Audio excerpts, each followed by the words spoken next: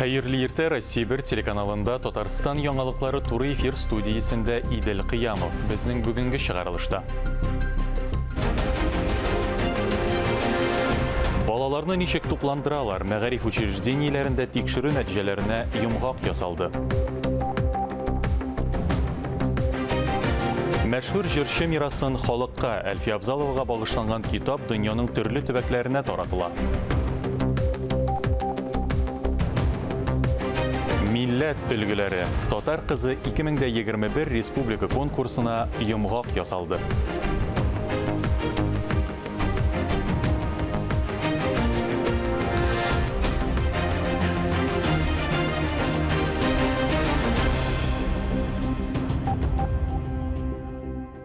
Республика прокуратурасы һәм Роспотребнадзор оешмасы балалар бакчаларында, мәктәпләрендә туклануны оештыруны тикшерде. Хәзерге вакытта республикада 2000-гә якын балалар бакчасы, 1400 мәктәп исәпләнә.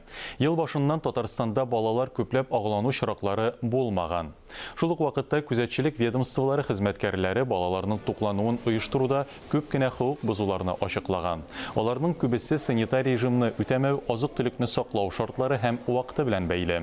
Яңа Шишмә районы балалар бакчаларының берсендә яраклылык вакыты чыккан сосискалар ачыкланган.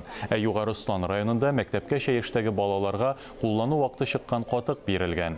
Шуңа охшаш хокук бузулар Казан, Чаллы, Түбән Кама, Алексеевский, Питрәч, Спас, Тукай һәм Аксубай районнарында теркәлгән. Тикшерү нәтиҗәләре буенча прокуратура 300 гариза керткән. Санитар-эпидемиологик нормаларны бозу буенча 44 административ эш кузгаткан. Нинди син Татар кызы? Казанда республика күләм Татар кызы 2021 бәйгесенең финалы узды.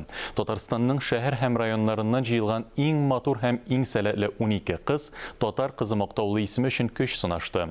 Бәйгенең финалын безнең хәбәрчебез Айзилә Батырханова да күреп кайтты. Миллилек, гүзәллек. Габдулла Тукай исемендәге филармония залына килеп керү белән әнә шул ике төшенчәнең, ягъни гүзәллек һәм миллилекнең нәрсә икәнен аңлыйсың. Тамашага килүчеләрне ихлас елмаю белән узган елларда Татар кызы бәйгесендә катнашучылар каршы алды.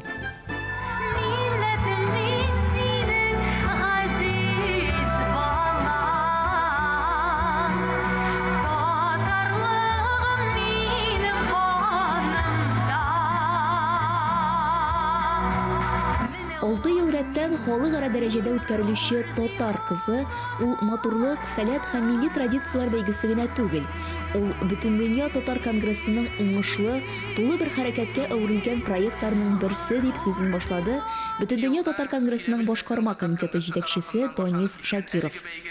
2011 елда Чиләбе өлкәсенең Татар конгрессы тарафыннан башланып киткән әлеге бәйге Бөтендөнья Татар конгрессы канаты астында халыкара дәрәҗәгә ия була. Хәзерге вакытта проект илебезнең 48 төбәгендә һәм дөньяның 15 чит илендә уңышлы алып барыла.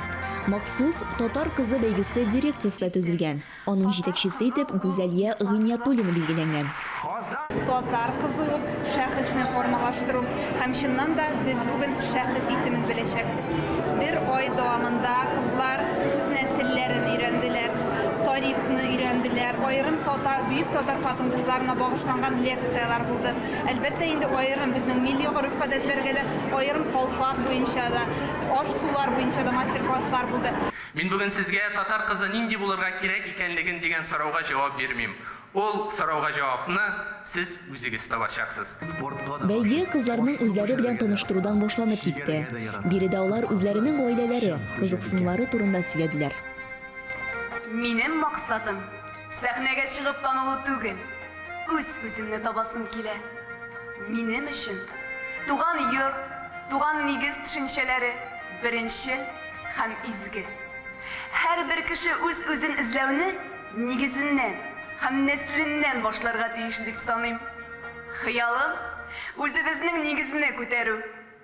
Татар кызы бәйгесе ул бәйге генә булып калмый, ул шундый бер гаиләгә әверелә. Һәм әлеге гаилә мине инде шундый ияләшеп беткән ниндидер әйберләргә яңа күз, яңа караш белән карарга өйрәтте. Чыннан да кызлар арасында көндәшлек бөтенләй дә юк. Бер-берсенә карата җылы, ихлас мөгамәлә әллә кайдан сизелеп тора. Финал алдыннан олар 2 атна дәвамында Казанда яшәп, төрле чараларда катнашып, остазлардан үрнәк һәм дәресләр алдылар. Әнә шуңа да бәйгедә тәкъдим ителгән интеллектуаль уенда катнашып, мәдәният һәм сәнгать, мәгариф һәм фән, җәмгыять өлкәсенә кагылышлы барлык сорауларга дөрес җавап бирделәр. Җаваплар, рәхмәт итегез. Мөхлисә бабай. Мөхлисә бубый. Әйдәгез дөрес җавапны карыйк. Мөхлисә бубый. Нәкъ шулай. Шулай да тамашачыларның күңелендә иң истә калганы Зәңгәр шәл спектакленнән үзек булгандыр. Кызлар үзләренең шул кадәр камил актерлык осталыгын күрсәтте.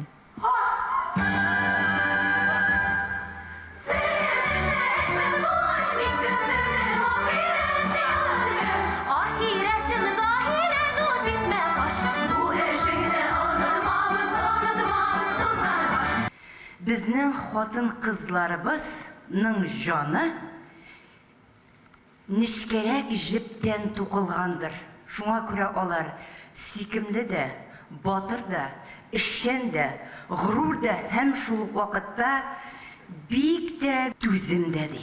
Менә шушы әйберне без бүген инде күрдек, белдек, кызларыбызга карап сокландык. Афәрин, булдырдыгыз кызлар. 12 кызның һәр кайсына халык мәхәббәте, иң серле, иң уңан, иң зыялы, иң иҗади, иң сөйкемле, иң ягымлы, иң зур ачыш, иң максатчан, иң җитез, иң зирәк, иң ихлас кыз кебек исемнәр бирелде. Бүтін дүния татар конгрессының татар кызы проектының тарих битләрендә яңадан бер сәхифә язылды. Мауктырдыш, кызыклы, кабатланмас хатирәләргә бай сәхифә. Мин хәтерлим, 2013 елда Нәрина Динур Закиров биредә сүзләремне куәтләр. Әлеге бәйге уңышлы проект булачак һәм дирекцияны төзергә кирәк. Бу проект татар кызларын һәм шул исәптән татар милләтен дөнья күләм танытачак икәнлегенә карар кылган вакытта без ул сүзләрне инадып ышанып әйттек. Ә бүген әлеге карарның, әлеге сүзләрнең нәтиҗәсен гамәлләр аркылы күрәбез. Менә алар безнең милләт дәвамчылары, менә алар безнең милләт балалары, бөек татар хатын-кызларының дәвамчылары. Республика күләм татар кызы 2021 исеменә Саба районыннан Айгөл Кыддусова лаек булды. Нәкъ менә ул көз аенда Үзбәкстанда узачак халыкара татар кызы бәйгесендә Татарстаннан яклаячак. Айзилә Батырханова, Сергей Павлухин, Татарстан яңалыклары.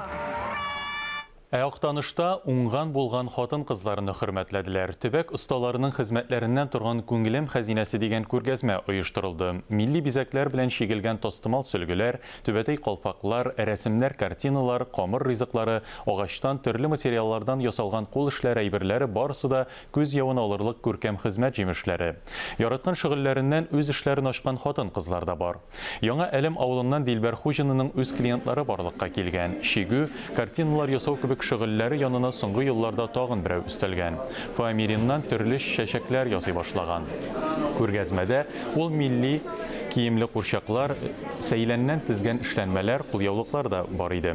Район мәдәният йорты сәнгатькәрләре, балалар иҗат коллективлары хатын-кызларга дәртле җыр биюләрен бүләк итте. Район башлыгы Энгел Фәттахов алдынгыларга хөкүмәт бүләкләрен тапшырды. Шулай ук күңелем хәзинәсе күргәзмәсе җиңүчеләрен дә тәбрикләделәр.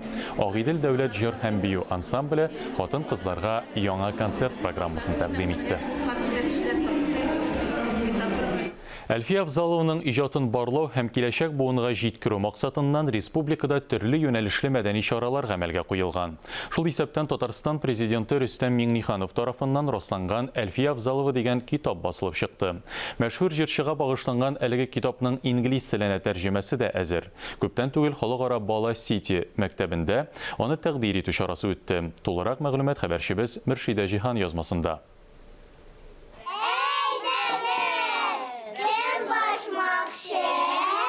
Әлфия Авзалова китабын тәкъдим итү тантанасы башланганчы чарада катнашучылар шәхси дә дәүләт хезмәттәшлеге проекты кысаларында ачылган полилингваль мәктәп эшчәнлеге белән танышты. Альбина Насырова уку йортының соңгы араларда ирешкән уңышларына тукталды.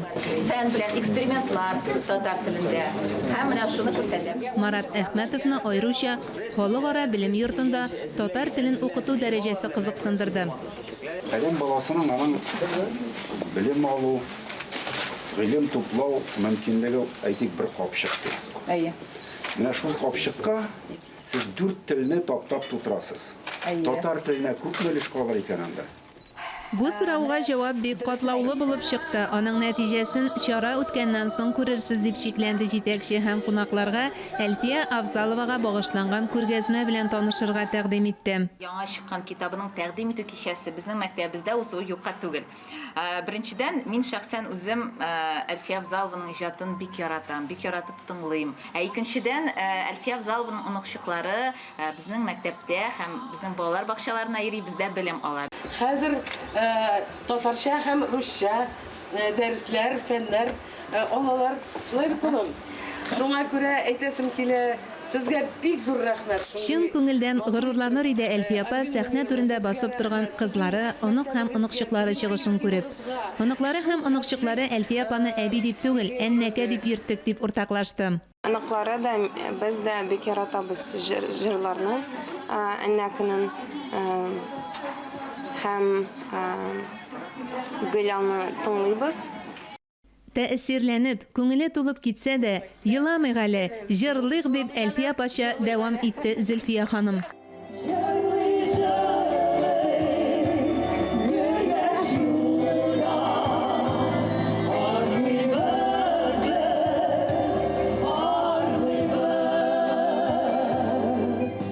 Музыкаль кичә барышында Әлфия апа белән бәйле истәлекләрен дә яңартты чыгыш ясаучылар. Biz özümüz indi balalık şırların, yaşışmır şırların nәкъ Әлфия апалар, İlham abilar жырынтан үскән малайлар. Менә бүгенге әле менә бу очрашуда да күңелдә ниндидер бер үкенечле уйлар бар. Чөнки бу бөек шәхесләребезнең татар моңын татар халкына моң итеп, күңелендә уелып калып гомер буе саклый торган итеп менә шундый тудырганнар андый күңел халәтен. Бу шәхесләребезнең без кадерен алар исән вакытта белә алдыкмы икән?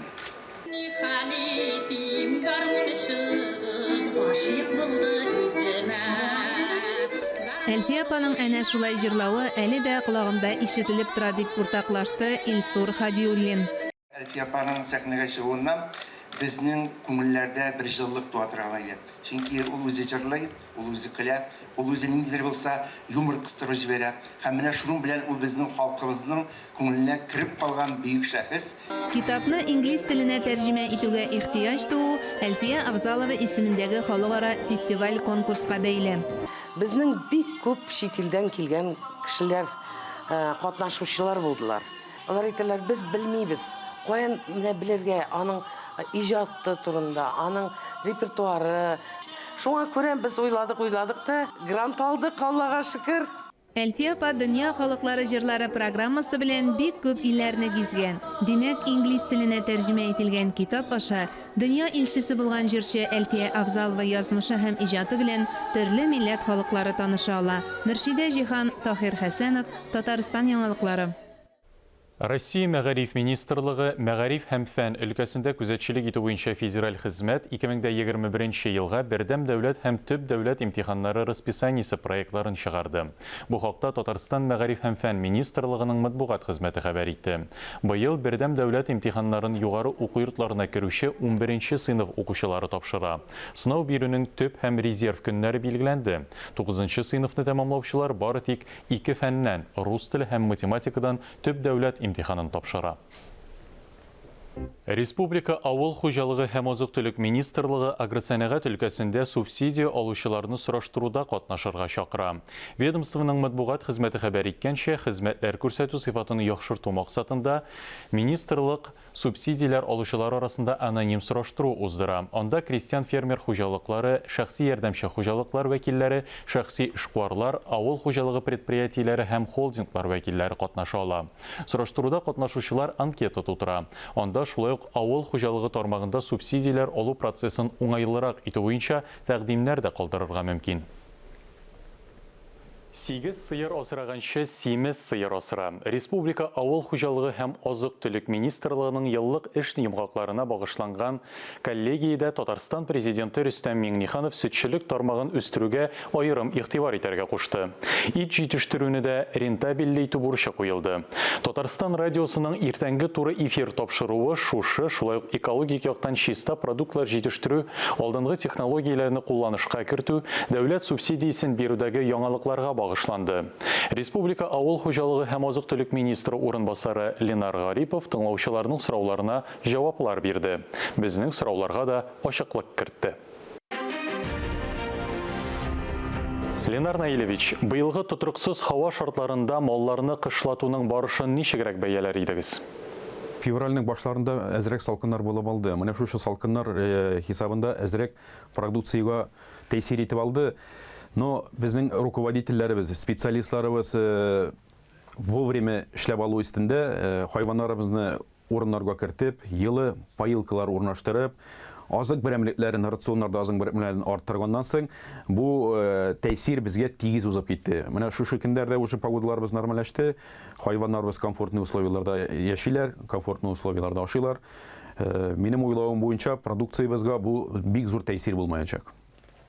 Кайбер районнар хуҗалыклар кышын да мул продукция алса, артта сөйрәлүчеләр дә очрый. Моның сәбәпләрен нәрсәләрдә күрәсез?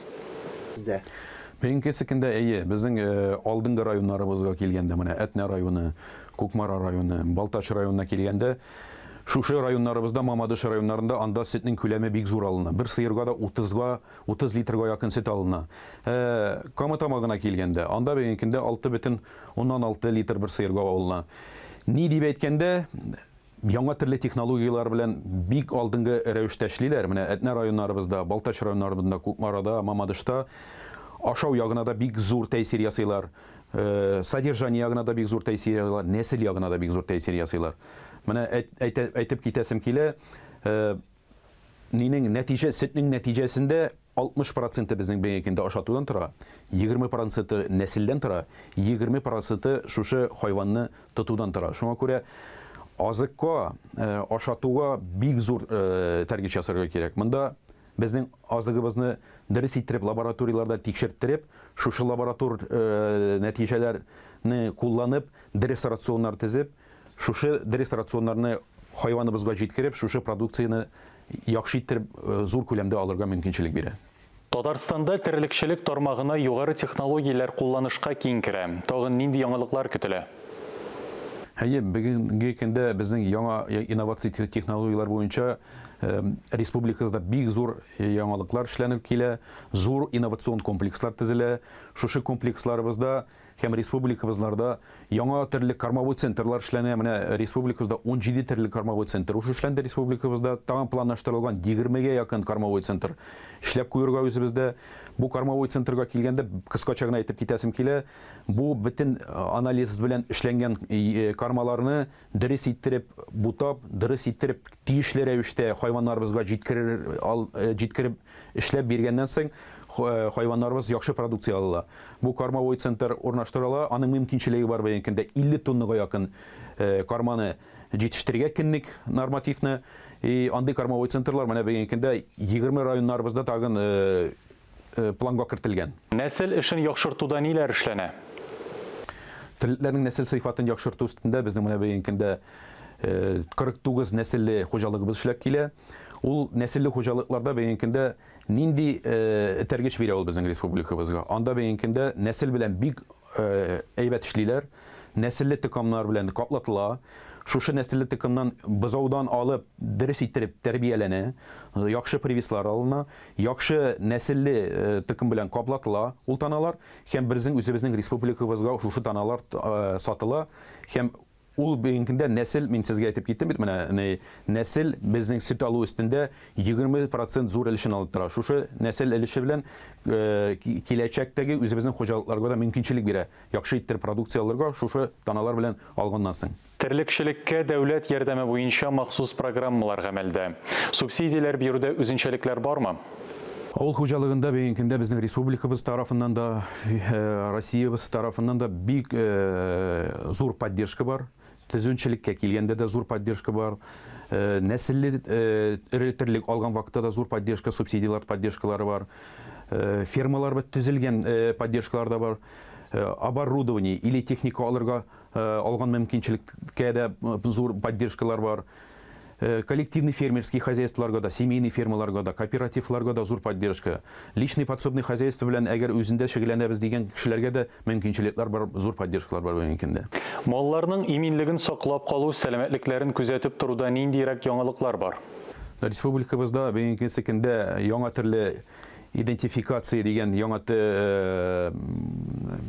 төрле эшләү дип әйтергә түгел инде аны. Аның ул элек эшләнеп килде. Ну менә хәзер без бүгенгендә общий, обобщенный республикабыз базасын создавать итәбез. Һәрбер хайванның үзенең номеры булырга тиеш, һәрбер хайваныбызның үзенең паспорты булырга тиеш. Ул паспортта нинди матдәләр кулланылган, нинди вакцинациялар эшләнгән, кайсы вакытта аның каны алынган, кайсы нинди анализлар эшләнелгән ул хайванда. И шушы анализлар ярдәмендә без бүгенгендә беләбез. Бу хайван исән сау, шушындый прививкалар ясалган, шушындый вакциналар ясалган, и шушындый авырулардан каралган дип бөтен әйберләрне үзебезгә сразу юнәлеш куя алачакбыз. 2019 елның октябрь аенда эшне башладык без. Һәрбер районнарыбызда идентификация эше алып барыла.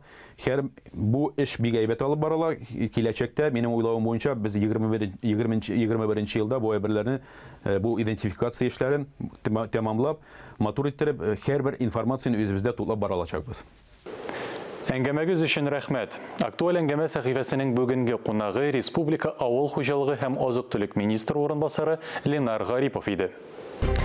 Әлеге сәгатькә шундый яңалыклар иде. Бүгенгә мин Идел Кыямов сезнең белән саубуллашам. Исән-имин, сау-сәламәт булыгыз.